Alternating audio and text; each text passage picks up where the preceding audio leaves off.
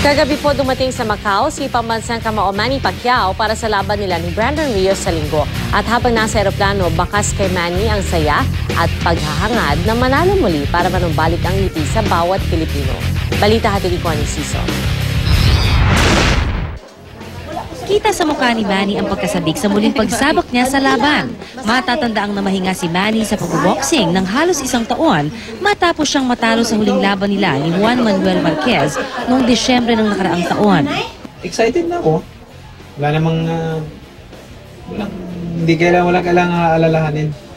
Ganito rin ang pakiramdam ni Jinky na kahit 4 na buwang buntis, game na manonood ng laban ni Manny sa Macau. Parang na-miss ko to, ganitong sitwasyon, lalaban na si Manny, ganyan. Puntang US or ngayon sa Macau naman. So, masaya. Yeah, we're excited. Pasado alas 4 ng hapon nang umalis ang eroplano. Ang buong 120 seats ng chartered plane na inarkila ni Manny, puno ng mga miyembro ng Team Pacquiao, kanyang mga kaanak, ang GMA News at ilang foreign media. Sa flight, pabiro at magiliw niyang kinamusta ang bawat pasahero niya. Sinusurvey ko lang kung sino yung mga yun dito. Ang Team Pacquiao, nagkabiruan pa.